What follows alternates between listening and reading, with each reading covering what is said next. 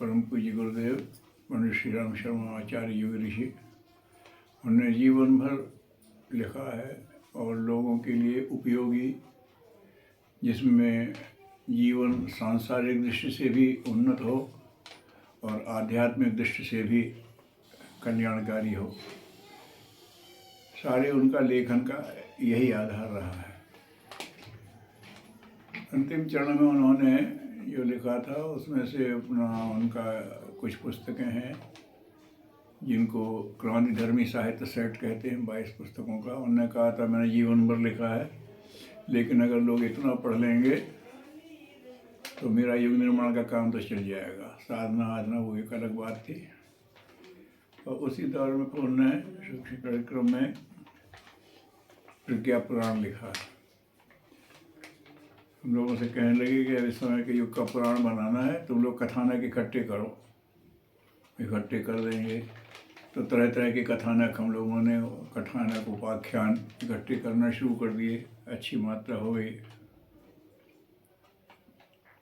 हमारे मन में आया कि ये तो कथा संग्रह हो जाएगा, पुराण कहाँ है इसमें। कहा तो टाल गए। खैर आगे बढ़ते ही जब काफ़ी संग्रह हो गया तो हमारे मन में आया कि ये सुनते नहीं है, कि आधार तो कुछ चाहिए। चलो कुछ नहीं हम ही लिखते हैं कुछ। ये मन में आया सवेरे और दोपहर में बुलाया हम लोगों से। पूरे तो इकट्ठा हो गई तो कहानी संग्रह हो जाएगा, पुराण कहाँ है। खुद ही बोले।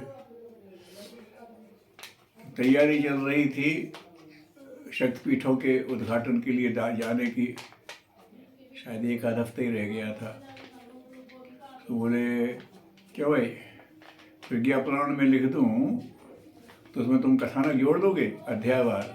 हम लोगों ने कहा था इतना तो हम लोग कर लेंगे। बोले ठीक है, तो यहाँ ताला डाल दो हमारे कमरे में, नीचे माता जी को चाबी दे दो, नर तक कोई ना आए। उन्होंने लगभग 3 दिन में प्रज्ञा पुराण लिखा। कहा ये था हम 5 अध्याय लिखेंगे, सप्ताह कथा करवाएंगे। पहला दिन देव पूजन का, कलश यात्रा का और अंतिम दिन पूर्णाहुति का, और बीच में 5 दिन की कथा बनाएंगे। तो उन्हें 5 दिन की कथा इस समय प्रज्ञा पुराण में अध्याय उसका 2 से लेकर के और 6 तक ये लिखिए। और ये 5 की थे। हम लोगों से कहा लो पढ़ लो, लिखते थे, कहते पढ़ लो, इसमें कहीं कुछ वो हो तो सुझाव देते थे, मानते भी थे। तो बोले कि अभी ये पूरा नहीं हुआ। जैसे रामचरितमानस में है कि रामचंद्र का चरित्र तो राम जन्म से शुरू हुआ, लेकिन प्रारंभ में सती मोह, नारद मोह, शिव जी का विवाह, ये सब प्रसंग जोड़े हैं। क्यों? वहाँ उसका समझ आती है भगवान की लीला क्या होती है। और अंत में काकभूषण गरुड़ संवाद बाद में जोड़ दिया, तो उसमें उन्हें उसकी चाबी दी है। तो इस तरह से 5 अध्याय लिखे। फिर बोले अभी हुई नहीं। फिर जैसे वो रामचरितमानस में वो प्रारंभ का प्रसंग और अंत का जो प्रसंग है, उसी तरह से उनने लिखा। नारद विष्णु संवाद से शुरू करके पहला अध्याय जोड़ा उसमें कि इस समय युग परिवर्तन का समय है, इसका क्या प्रयोजन है, इस बात को किया। और अंत में जोड़ दिया वैशंपायन और उनका संवाद है, तो ऋषि संवाद है, आ जाएगा इसमें। तो ये करके बोले अब ये ठीक हो गया। अब 7 दिन का ही करो ऐसे। तो अपना आधे दिन सवेरे कलश यात्रा देव पूजन करके कथा शुरू करो और अंतिम दिन आधे दिन कथा करके पूर्णाहुति कर लो। ऐसा करके तो उन्होंने वो किया था।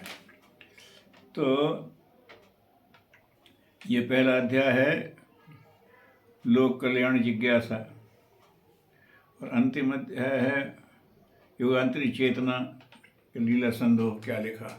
ये उन्होंने बाद में जोड़े। उसी तरह से है जैसे प्रारंभ में शिव विवाह नारायण मोह प्रसंग, अंत में काकभूषण गरुड़ संवाद। तो ये ऐसा उसका ये है इसकी भूमिका। और उसके बाद फिर उन्होंने 3 दिन में, उन्होंने हफ्ता भर करा, 3 दिन में लिख के पूरा कर दिया। फिर हम लोगों ने उसमें कथानक जोड़े। तो ये फिर उन्होंने लिखना शुरू और किया। तो ये पहला खंड, फिर दूसरा खंड, फिर तीसरा खंड, 4 खंड तक तो उसको पुराण का हमने कहा कि साहब ये आपने लिख तो दिया और इसमें कथानक जोड़ के पुराण कह रहे हो, लेकिन ये तो उपनिषद और संहिता इस तरह की चीज़ है।